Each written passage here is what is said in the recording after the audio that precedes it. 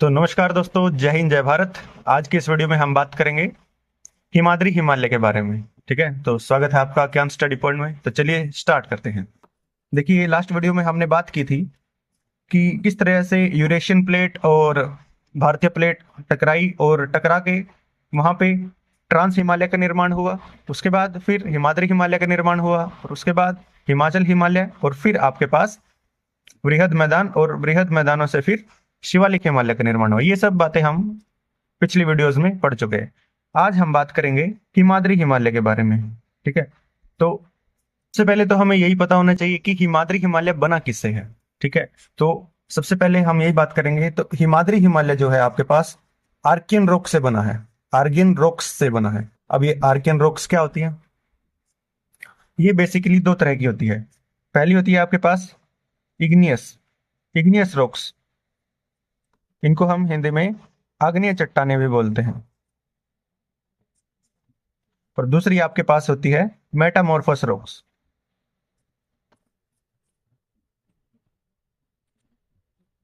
और इनको हिंदी में रूपांतरित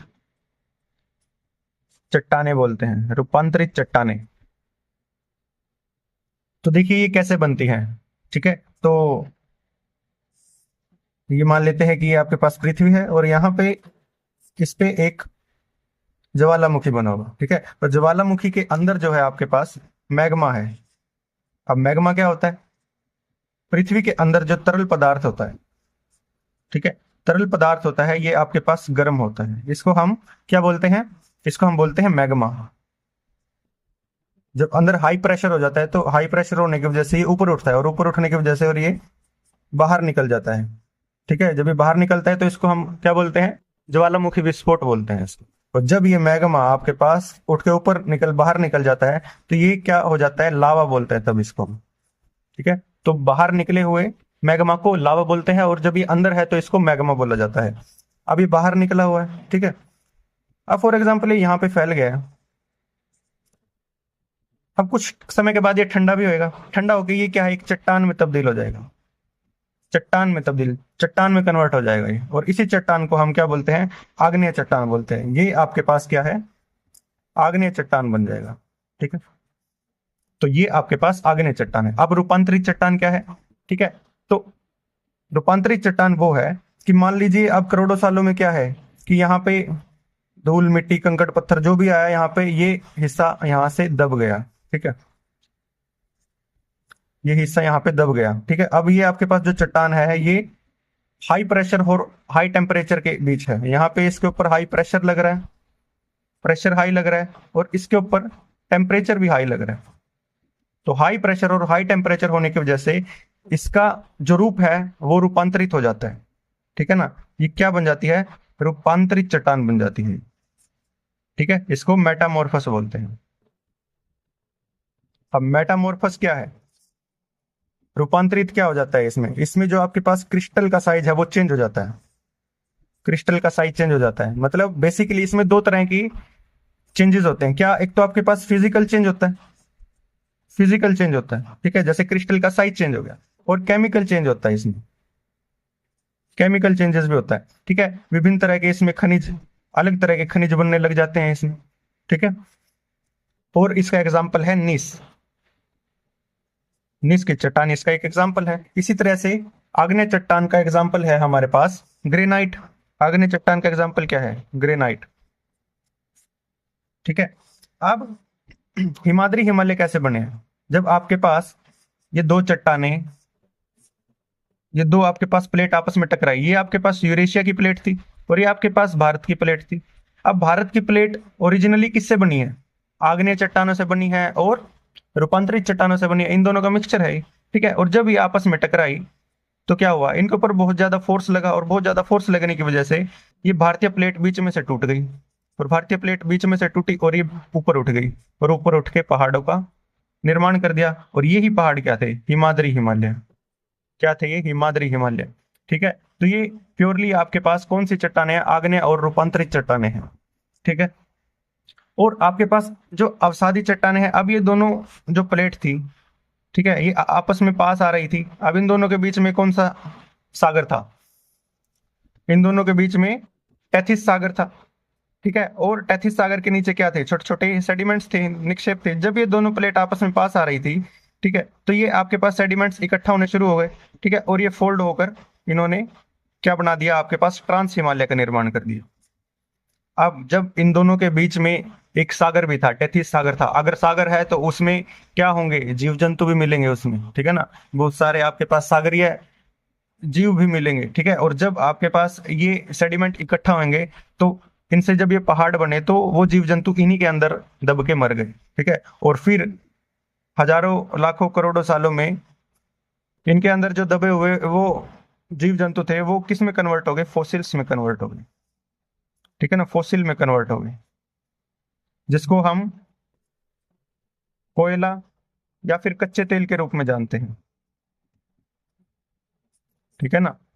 क्योंकि जब ये इसके अंदर दब गए तो क्या हुआ कि इसके ऊपर भी क्या लगा, हाई प्रेशर लगा और हाई टेम्परेचर लगा। हाई प्रेशर और हाई टेम्परेचर की वजह से इनका रूप भी रूपांतरित हो गया और ये आपके पास जीव जंतुओं से क्या बन गए, फोसिल्स बन गए, ठीक है। और फोसिल क्या होता है आपके पास, कोयला या फिर कच्चा तेल, इस तरीके से होता है, ठीक है। कोयला किससे बनता है, जब आपके पास पेड़ पौधे दब जाते हैं, ठीक है, और करोड़ों सालों में हाई प्रेशर और टेम्परेचर की वजह से वो कोयला बनते हैं।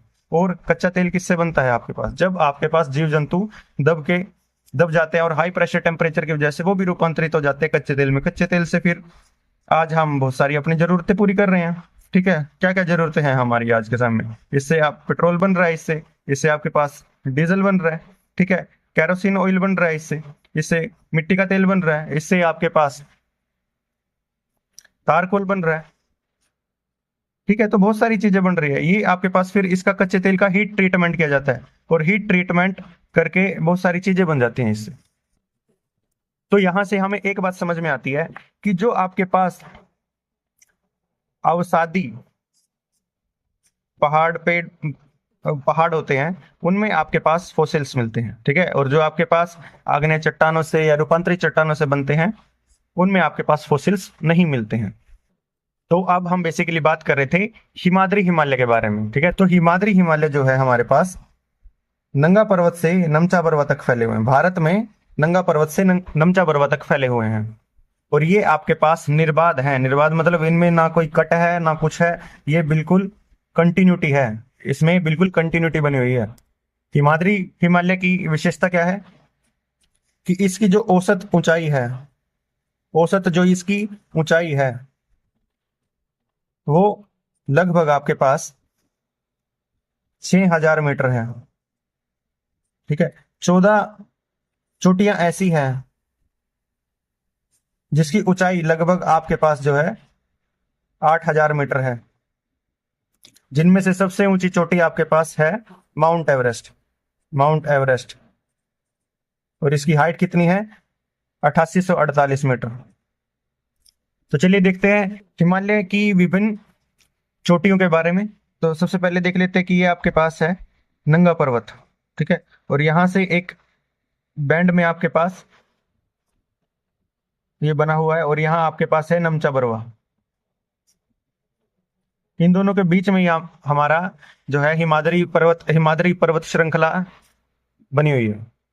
सबसे पहले एरिया आता है जम्मू कश्मीर का, उसके बाद एरिया आता है यूके का, उत्तराखंड का, उसके बाद आपके पास नेपाल, और फिर ये सिक्किम है, और फिर यहां से भूटान आ जाता है, ठीक है, ये एरिया, ठीक है। अब ये आपके पास क्या है, जे एंड के, जम्मू कश्मीर, उत्तराखंड, नेपाल, सिक्किम, और आपके पास भूटान आ जाता है, भूटान। इनके बीच में ही जो मुख्य चोटियां हैं आपके पास हिमाद्री हिमालय की, और जो विश्व की सबसे ऊंची चोटियां हैं वो यहीं पे मौजूद हैं। तो चलिए देखते हैं। यूके में आपके पास 4 चोटियां मौजूद हैं, 1, 2, 3 और 4, ठीक है। अब इनको याद कैसे करोगे, देखो आपने पढ़ा है ना ढक्कन, ढक्कन तो सभी जानते होंगे भाई, ठीक है। तो ढक्कन क्या है, ढक्कन डे को बै बना दो, ठीक है। तो यहाँ क्या हो जाएगा, बै कै न, ठीक है। बै से आपके पास बनता है बद्रीनाथ, केदारनाथ, कामेट, और आपके पास है नंदा देवी। जो नंदा देवी है उत्तराखंड की सबसे ऊंची चोटी है, ठीक है, और इसकी हाइट है 7817 मीटर, 7817 मीटर्स, ठीक है। उसके बाद नेपाल। नेपाल में भी आपके पास 4 चोटियां मौजूद हैं, 1, 2, 3 और एक 4, ठीक है। इसको याद कैसे करेंगे हम? इसको करेंगे ध ए मैं धम, ठीक है। धम क्या होता है? धम आप सभी जानते होंगे कि धम क्या होता है। जब महात्मा बुद्ध का जन्म हुआ, नेपाल के लुम्बिनी में महात्मा बुद्ध का जन्म हुआ, ठीक है, तो उन्होंने अपनी जो शिक्षाएं हैं उनको एक रूप दिया। एक वर्ड्स में उनको क्या बोलते हैं? हम धम बोलते हैं। धम, धम का मतलब है कि आप किसी भूखे को खाना खिला दो या फिर अहिंसा का पालन करो, इस तरीके की बहुत सारी चीजें उन्होंने कही, ठीक है। तो उसको इन्होंने नाम दिया धम, इसी से हम इसको याद करेंगे। और उनका जन्म भी नेपाल के लुम्बिनी में हुआ था, और यहाँ पे नेपाल में ही हम इसकी ट्रिक को यूज कर रहे हैं, ठीक है। ध ए मैं धम, ठीक है। तो ध से बन रहा है आपके धौलागिरी, धौलागिरी। अन्नपूर्णा,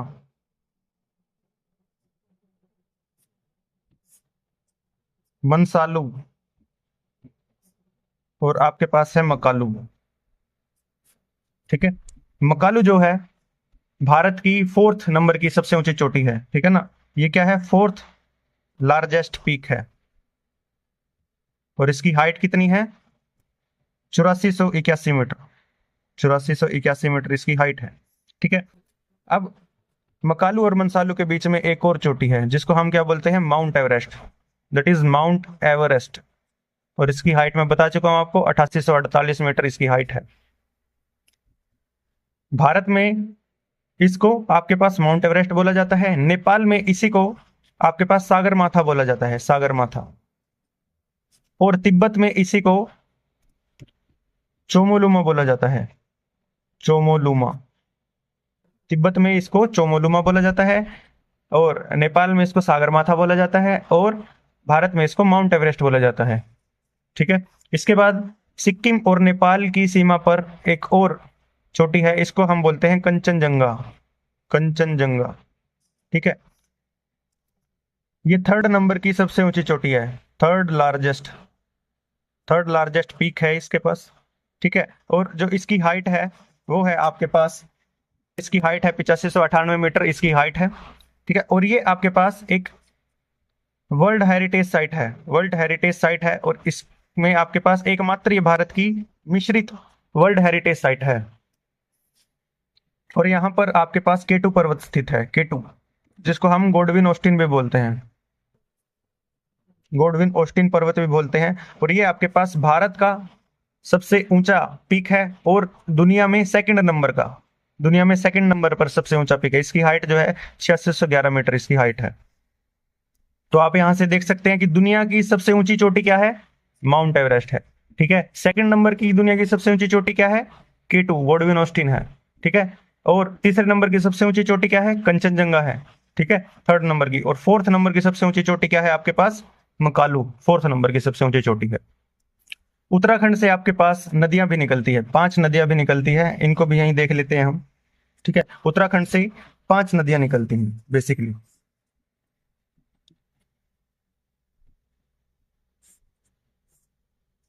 कौन कौन सी? यमुना नदी निकलती है, देखिए, यमुना नदी यमुनोत्री से, भागीरथी गंगोत्री से,